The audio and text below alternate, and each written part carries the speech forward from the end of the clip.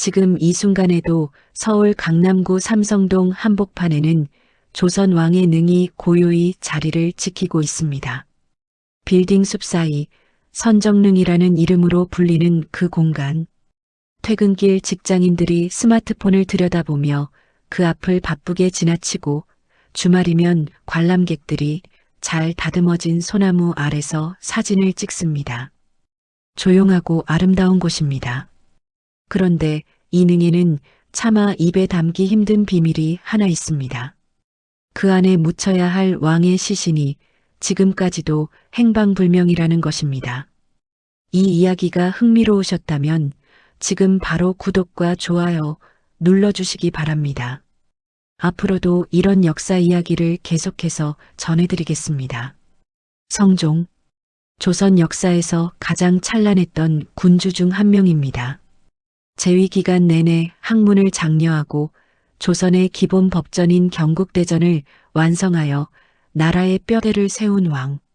그는 단순히 법전 하나를 만든 것이 아니었습니다. 조선이라는 나라가 어떻게 작동해야 하는지, 백성은 어떤 보호를 받아야 하는지, 왕은 어떤 책임을 져야 하는지를 문자로 새겨놓은 것이었습니다. 성종은 1494년 세상을 떠나 지금의 서울 강남 선릉에 안장됐습니다. 그리고 그의 아들인 중종도 훗날 그 인근에 잠들었으니 바로 정릉이 그것입니다. 두 능을 합쳐 오늘날 선정릉이라 부릅니다. 조선의 왕릉은 쉽게 무너질 곳이 아니었습니다. 먼저 시신을 지하 3m 아래에 안치한 뒤 화강암으로 석실을 빈틈없이 쌓았습니다. 그리고 그 주위를 산물이라 불리는 석회 혼합물로 두께 1m 이상 단단히 굳혔습니다. 산물은 석회와 황토, 모래를 섞어 물로 반죽한 것인데 한번 굳으면 그 단단함이 현대의 콘크리트에 버금갔습니다. 실제로 조선 왕릉을 연구한 학자들은 산물의 강도가 일반 암석보다 강한 경우도 있다고 말합니다. 그 위로 흙을 쌓아 봉분을 만들고 주변에는 석인과 석마를 세웠습니다. 능을 지키는 능참봉이 상주했고 왕실의 법도 안에서 그 어느 누구도 함부로 접근할 수 없는 금지된 땅이었습니다. 일반 백성이 왕릉 경계 안으로 들어갔다가 발각되면 목숨을 내놓아야 했습니다. 그만큼 왕릉은 성역 중의 성역이었습니다. 그러나 1592년 그 모든 것을 한순간에 무너뜨린 사건이 터졌습니다.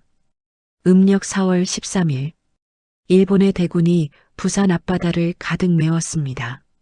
700척이 넘는 전선에 나눠 탄 15만 명의 병력이었습니다. 조총의 굉음과 함께 조선의 최남단 방어선이 허무하게 무너지기 시작했고 그 소식은 파발마를 타고 한양을 향해 달려왔습니다. 불과 보름 만에 왜군은 충주마저 함락시켰습니다. 탕금대에서 신립 장군이 배수진을 치고 결전을 벌였지만 조선 최정예 기병대는 달천 평야에서 전멸하고 말았습니다. 더 이상 한양을 막을 방패는 남아있지 않았습니다. 개전 보름 만에 수도 코앞까지 적이 들이닥친 것이었습니다. 선조는 결단을 내렸습니다. 아니, 결단이라기보다는 패주였습니다. 음력 4월 30일 새벽 선조는 백관들을 이끌고 한양을 떠났습니다. 실록은 그날 온종일 비가 쏟아졌다고 전하고 있습니다. 궁인들은 통곡하며 걸어서 뒤를 따랐고 호종하는 문무관은 100명도 되지 않았습니다. 왕의 행렬이 도성을 빠져나가는 것을 지켜본 백성들은 분노하여 왕의 가마를 향해 돌을 던지기도 했습니다. 왕이 자신들을 버리고 떠난다는 것을 알았기 때문이었습니다. 빗속을 달리는 왕의 행렬을 향해 돌이 날아들었습니다. 조선 500년 역사에서 백성이 왕에게 돌을 던진 날이었습니다. 그리고 왕이 떠난 한양에 더 참담한 일이 벌어졌습니다. 분노한 백성들이 궁궐에 불을 질렀습니다. 노비들은 자신들의 문서가 보관된 장혜원을 습격했습니다. 장애원은 노비의 신분을 증명하는 문서를 보관하는 곳이었습니다. 그 문서가 사라지면 노비의 신분에서 벗어날 수 있었습니다. 불길은 순식간에 번졌습니다. 경복궁과 창덕궁이 차례로 불길에 휩싸였습니다. 수백 년 역사의 궁궐이 하룻밤 사이에 잿더미가 됐습니다. 왕이 먼저 버리고 떠난 나라에서 백성들도 왕조를 버린 것이었습니다. 능참봉들 역시 이미 달아나고 없었습니다. 아무도 지키는 사람이 없었습니다. 선능과 정능은 그렇게 아무도 없는 빈 들판 위에 홀로 남겨졌습니다. 성종과 중종은 차디찬 땅속에서 아무것도 모른 채 잠들어 있었습니다. 그리고 그해 겨울, 왜군의 손이 마침내 그곳까지 뻗쳤습니다. 왜군이 한양에 입성한 것은 음력 5월 2일이었습니다. 백성들이 불태운 궁궐의 잿더미가 아직 식지 않은 그때였습니다. 왜군은 텅 빈 도성을 어렵지 않게 장악했습니다. 저항은 거의 없었습니다. 왕은 이미 달아났고 군사는 흩어졌고 남은 것은 굶주린 백성과 폐허뿐이었습니다. 그러나 선능과 정능의 손이 뻗친 것은 그로부터 한참 뒤의 일이었습니다. 선조수정실록은 음력 12월 1일, 즉 한양 입성으로부터 무려 7개월이 지난 시점에 도굴이 이루어졌다고 기록하고 있습니다. 다만 정확한 날짜는 알 수 없다는 단서도 함께 달려 있어 그보다 앞선 시점이었을 가능성도 배제할 수 없습니다. 어쨌든 한양을 점령한 직후의 일이 아니었습니다. 왜군은 반년 이상 이 도성에 머물러 있었고 그 과정에서 선능과 정능의 존재를 알게 된 것이었습니다. 왜군의 점령 아래 한양은 반년 넘도록 그들의 손에 있었습니다. 전선이 교착되고 명나라 1차 원군이 평양에서 참패하며 강화 협상이 진행되던 시기였습니다. 왜군은 장기 주둔 태세에 들어갔고 조선의 지리와 문화에 어느 정도 익숙해졌습니다. 그 과정에서 아무도 지키지 않는 왕릉의 존재가 알려졌을 것입니다. 인근 주민 중 누군가가 귀띔을 했거나 항복한 조선인 협력자가 안내를 했을 가능성이 큽니다.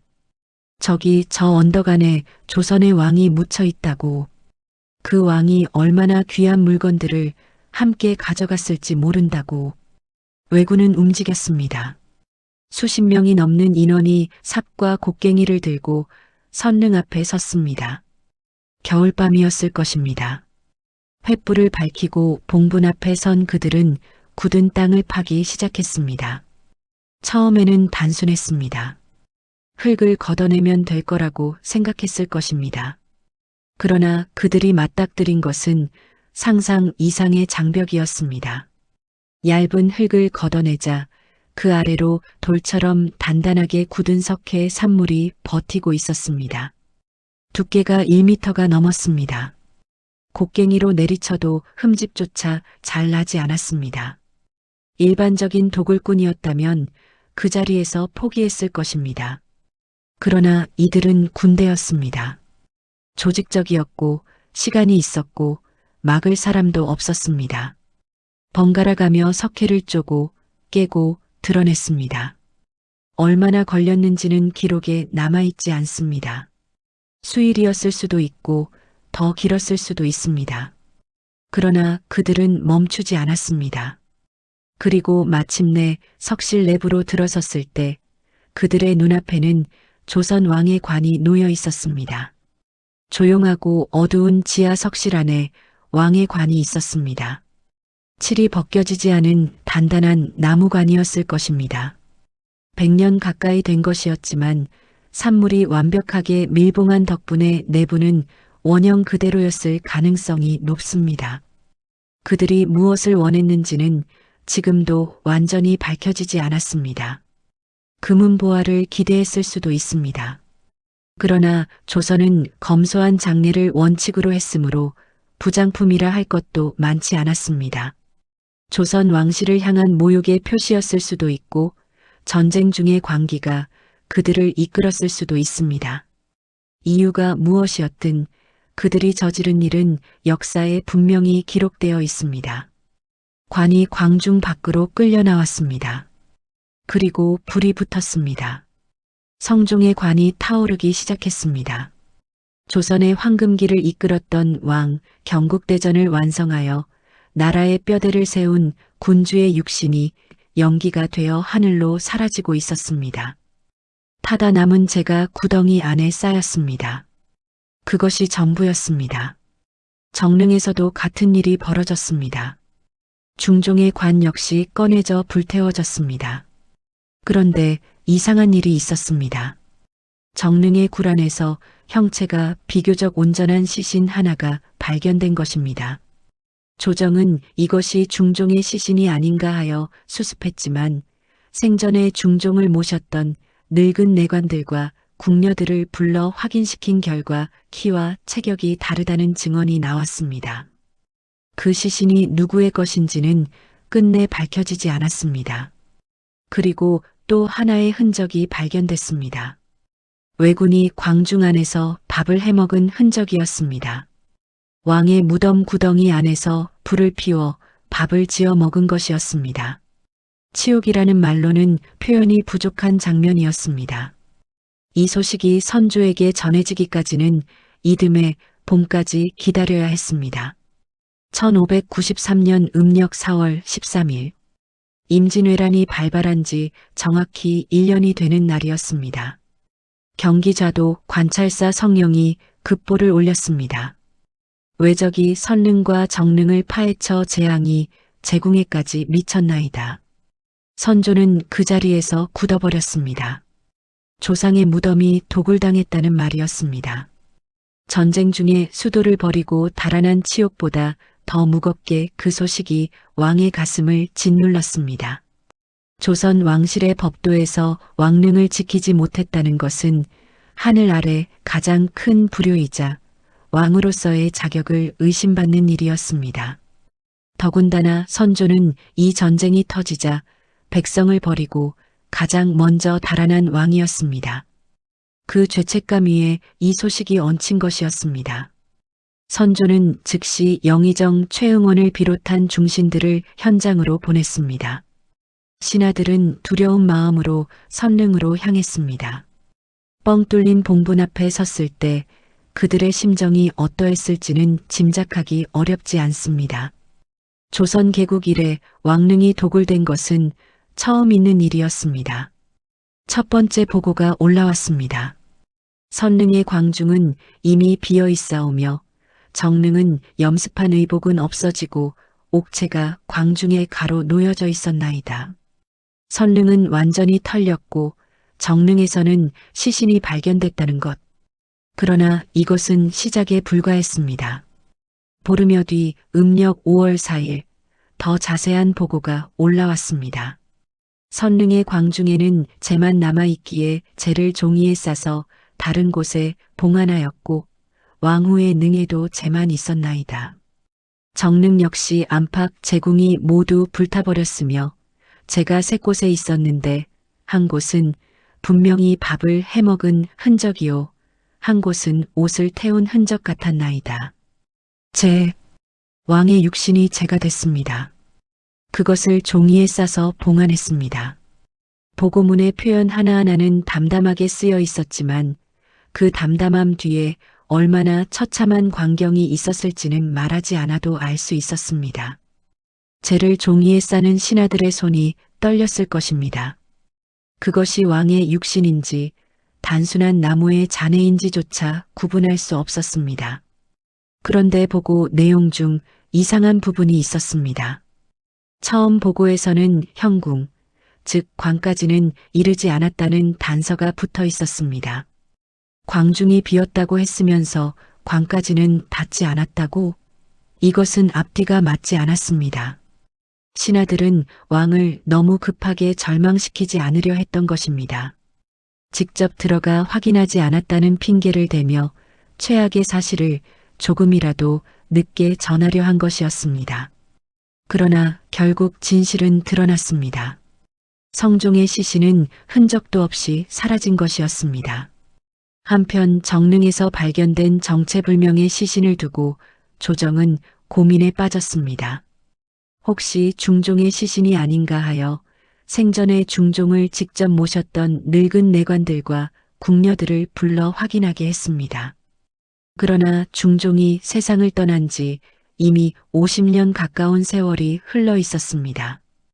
50년 전 얼굴을 기억하는 사람이 얼마나 있겠습니까? 유골의 키와 가슴 넓이가 다르다는 증언이 나왔습니다. 결국 이 시신이 중종의 것인지 아닌지 끝내 단정 짓지 못한 채 정결한 곳에 후이 장사 지내는 것으로 마무리됐습니다. 그런데 이 과정에서 잊어서는 안 될 이름 두 개가 역사에 남았습니다. 이용국과 서계동이라는 두 명의 민간인이었습니다. 이 두 사람은 왕명도 없이 아무런 지시도 받지 않고 스스로 시신을 발견하여 수습한 뒤 안전한 곳으로 옮겼습니다. 왕도 달아나고 신하도 달아나고 능참봉도 달아난 그 자리에서 이름 없는 두 백성이 조선 왕의 시신을 지킨 것이었습니다. 서계동이라는 이름은 분명 천한 신분을 짐작케 합니다. 조선시대 하층민에게는 흔히 그런 이름을 붙이곤 했습니다. 그러나 그 이름이 선조실록에 당당히 기록됐습니다. 역사는 때로 이런 방식으로 가장 낮은 곳의 사람을 기억합니다. 그러나 성종의 흔적은 끝내 찾을 수 없었습니다. 광중의 남은 죄를 수습하여 봉안하는 것으로 장례를 대신해야만 했습니다. 왕의 무덤 안에 왕이 없었습니다. 조선 개국 이래 단 한 번도 없었던 일이 벌어진 것이었습니다. 수습은 처참했습니다. 조정에서는 선릉과 정릉을 어떻게 복원할지를 두고 논의가 이어졌습니다. 그러나 논의가 길어질수록 분명해지는 사실이 있었습니다. 성종의 시신은 돌아오지 않는다는 것. 광중의 남은 죄를 수습하긴 했지만 그것이 진짜 성종의 것인지조차 확언할 수 없었습니다. 왜군이 밥을 지어 먹은 흔적이 있는 그 자리에서 나온 죄인이 왕의 육신인지 단순한 나무와 땔감의 잔해인지 구별할 방법이 없었습니다. 조정은 그 죄를 성종의 것으로 여기고 봉안할 수밖에 없었습니다. 선조는 자책했습니다. 실록은 그의 심경을 간접적으로 전하고 있습니다. 왕이 된 자로서 선릉을 지키지 못했다는 것, 전쟁 중에 한양을 버리고 달아난 것이 이 모든 참극의 시작이었다는 것. 선조는 자신이 처음 도망치지 않았다면 능참봉들도 달아나지 않았을 것이고 왕릉도 무사했을 것이라는 사실을 잘 알고 있었습니다. 신하들은 전쟁이라는 불가항력을 내세우며 왕을 위로하려 했지만 선조는 그 위로를 쉽사리 받아들이지 못했습니다. 평생 그 죄책감을 안고 살았다는 것이 실록 곳곳에서 느껴집니다. 이 무렵 조선 백성들 사이에서는 이용국과 서계동의 이야기가 퍼져나갔습니다. 왕도 신하도 다 달아난 상황에서 이름 없는 두 사람이 왕의 능을 지키려 했다는 것. 사람들은 그 이야기를 들으며 서로 다른 감정을 느꼈을 것입니다. 왕실에 대한 분노와 그럼에도 의를 행한 평민에 대한 감동이 뒤섞인 복잡한 감정. 서계동이라는 이름이 선조실록에 기록됐다는 것은 당시 조정도 그 행동을 공식적으로 인정하고 기억했다는 뜻입니다. 역사는 때로 이런 방식으로 가장 낮은 곳의 사람을 기억합니다. 전쟁은 계속됐지만 전세는 서서히 바뀌어 갔습니다. 1593년 1월 명나라 이여송이 이끄는 4만여 명의 대군이 압록강을 건너 조선에 들어왔습니다. 조명연합군은 평양을 탈환했고 왜군은 남쪽으로 후퇴하기 시작했습니다. 한양이 수복됐습니다. 선조는 1593년 10월 마침내 환도할 수 있었습니다. 의주로 달아난 지 약 16개월 만이었습니다. 그러나 돌아온 한양은 폐허였습니다. 백성들이 불태우고 전쟁이 핥히고 간 경복궁은 무너진 기둥과 잿더미만 남아 있었습니다. 거리에는 사람보다 시체가 많았고 백성들은 굶주렸으며 논밭은 황무지가 되어 있었습니다. 전쟁은 아직 끝나지 않았고 왜군은 남쪽 해안가에 여전히 웅크리고 있었습니다. 그 폐허 속에서 선릉과 정릉은 여전히 뚫린 채로 방치되어 있었습니다. 봉분에는 풀이 자라고 성물들은 넘어진 채였습니다. 왕릉이라 부르기도 민망한 모습이었습니다. 조정은 능의 복원을 서둘렀습니다. 땅을 다시 메우고 석실을 보수하고 봉분을 다듬었습니다.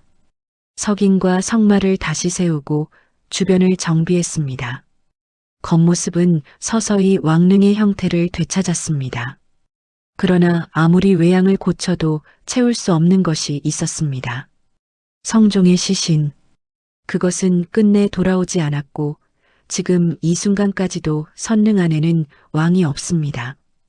복원된 봉분은 껍데기였습니다. 가장 중요한 것이 없는 빈 무덤이었습니다. 이 사건은 전쟁이 끝난 뒤에도 조선과 일본 사이에 오랫동안 들이운 그늘로 남아 있었습니다. 7년에 걸친 임진왜란이 끝난 것은 1598년이었습니다. 도요토미 히데요시가 사망하면서 일본군은 조선에서 철수했습니다.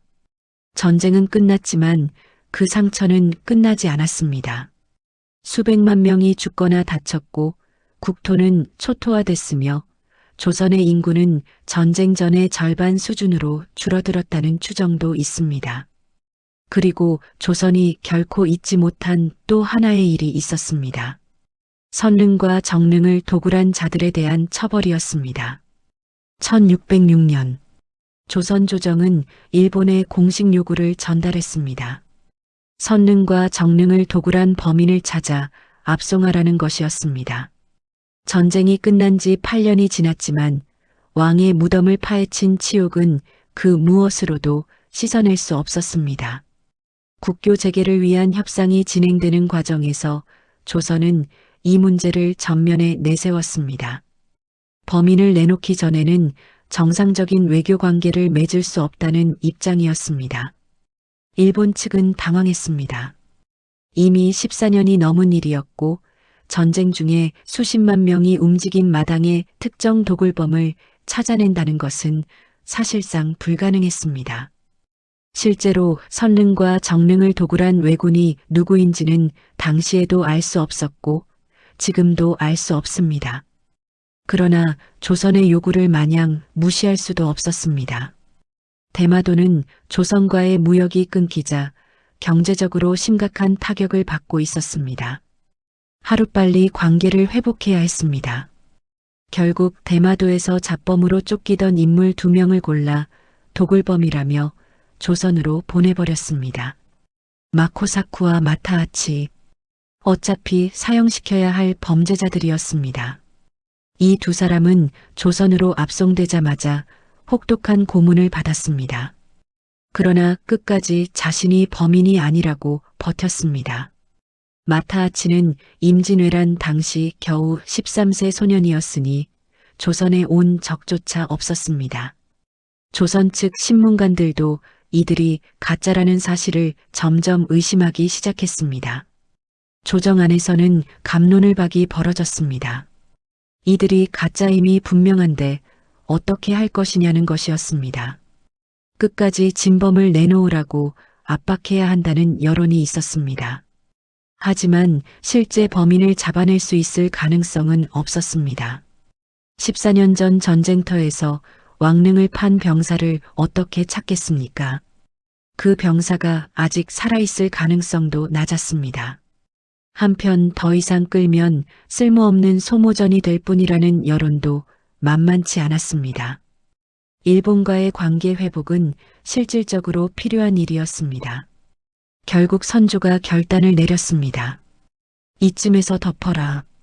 마코사쿠와 마타하치는 진범인지 알 수 없는 채로 조선 땅에서 참수됐습니다. 형식적인 정의였습니다. 진짜 범인은 아무도 처벌받지 않았습니다. 그렇게 사건은 일단락됐고 그로부터 3년 뒤인 1609년 기후약조가 체결되면서 조선과 일본의 국교가 공식적으로 회복됐습니다. 그러나 선조는 끝내 이 말을 남겼습니다. 이릉의 치욕을 결코 잊지 말라. 두 능의 치욕. 그것은 단순히 무덤이 파헤쳐진 사건이 아니었습니다. 조선이라는 나라가 왕을 지키지 못했다는 것, 신하들이 달아났다는 것, 백성들이 홀로 남겨졌다는 것. 그 모든 실패가 한데 응축된 상처였습니다. 선조 자신이 가장 먼저 달아난 왕이었기에 그 말은 더욱 무거웠습니다. 오늘날 선정릉은 서울 강남구 삼성동에 있습니다. 지하철 선릉역에서 걸어서 5분 거리입니다. 주변에는 고층 빌딩들이 빼곡하고 퇴근길 직장인들이 그 앞을 바쁘게 지나갑니다. 관람객들은 잘 다듬어진 능침 앞에서 사진을 찍습니다. 조용하고 아름다운 곳입니다. 그러나 그 아래 성종이 잠들어야 할 자리는 비어 있습니다. 430여 년 전 어느 겨울날 왜군이 그 안으로 들어와 불을 질렀습니다. 제가 되어 사라진 왕. 이름 없는 백성 서개똥이 지키려 했던 또 다른 왕. 그리고 그 치욕을 잊지 말라 당부했던 선조의 말. 역사는 무너진 자리를 기억합니다. 찬란했던 것이 어떻게 허무하게 쓰러지는지를 기억합니다. 그래서 우리는 선정릉 앞에 서야 합니다. 아름다운 소나무 아래, 비어있는 무덤 앞에서 오늘도 강남의 빌딩들은 하늘을 찌르고 그 곁에서 왕의 능은 말없이 서 있습니다. 이 이야기가 마음에 닿으셨다면 구독과 좋아요로 함께 해주시기 바랍니다. 앞으로도 잊혀진 역사의 이면을 계속해서 전해드리겠습니다.